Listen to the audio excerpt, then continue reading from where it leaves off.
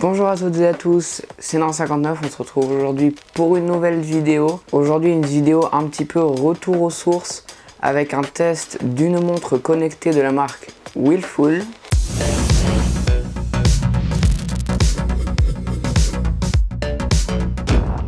Commençons tout de suite d'abord par l'unboxing de la montre. Voici la boîte de la montre, on va faire un rapide aperçu. L'avant de la boîte avec la marque et le nom, les différentes fonctions marquées des deux côtés ainsi qu'à l'arrière. On a un très beau packaging grâce à ce panneau aimanté pour avoir un aperçu de la montre. À l'intérieur, on retrouve donc bien évidemment la montre ainsi que la notice qui est disponible comme vous pouvez le voir en anglais, en allemand, en italien, en espagnol et en français.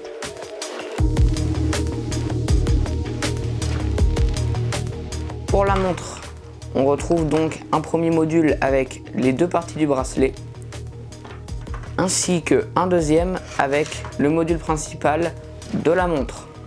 Pour l'assemblage, il faut mettre chaque partie du bracelet sur les petits connecteurs. Sur l'une des deux attaches, c'est tout simplement le chargeur. Il faut donc le brancher sur un USB par exemple d'un ordinateur. Il faut donc assembler les deux parties comme ceci.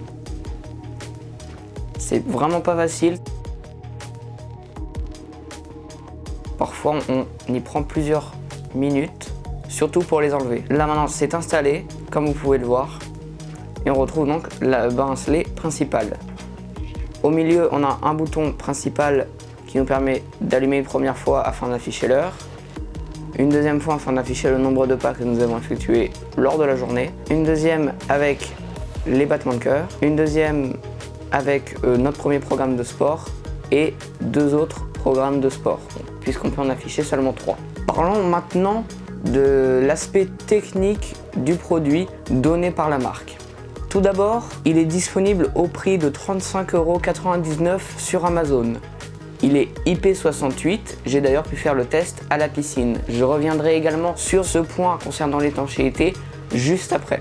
Il calcule les calories que nous avons brûlées grâce à son podomètre intégré, ainsi qu'à 14 modes de sport: marche, jogging, cyclisme, course à pied, alpinisme, badminton, exercice de musculation, bicyclette fixe, tapis de course, yoga, basketball, football, tennis et danse. Il vous prévient des différents messages que vous recevez sur votre smartphone ainsi que les appels. Il contient également une alerte de sédentarité. La montre va donc vibrer lorsque vous êtes immobile trop longtemps, sauf si vous dormez, bien évidemment. Il contient aussi un cardio-fréquence-mètre ainsi qu'un tracker de sommeil. Pour finir, il est compatible avec les Android 4.4 minimum ainsi que les iOS 8.1 minimum.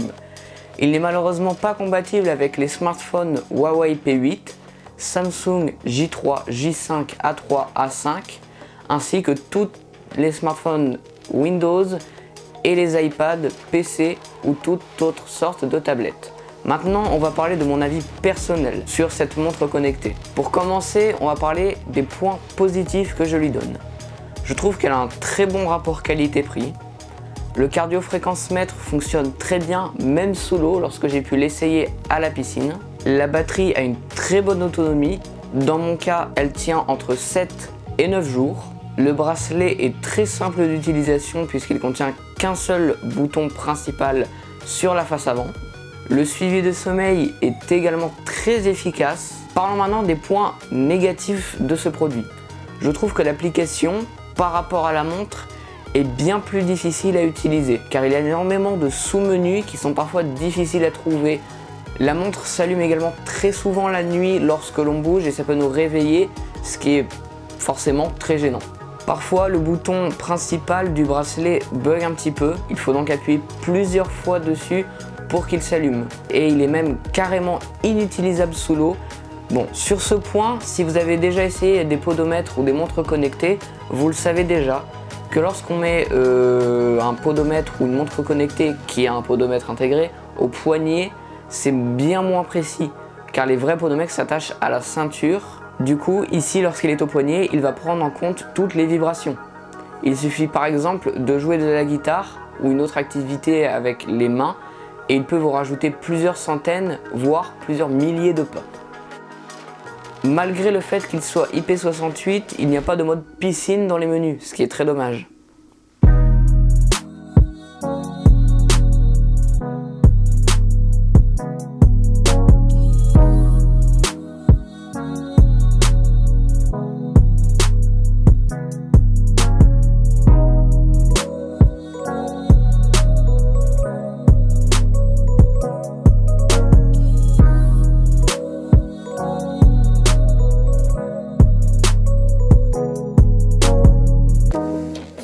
Là, je pense avoir fait à peu près le tour sur cette montre connectée.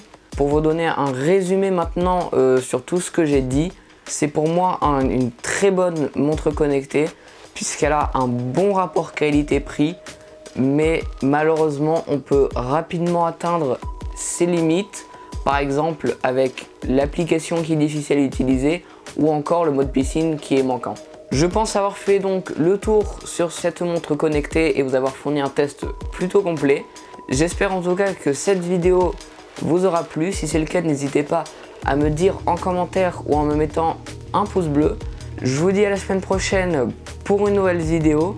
D'ici là, n'hésitez pas à vous abonner à la chaîne et à mettre votre plus gros pouce en l'air. Je vous dis à la semaine prochaine. C'était Norax. Ciao tout le monde.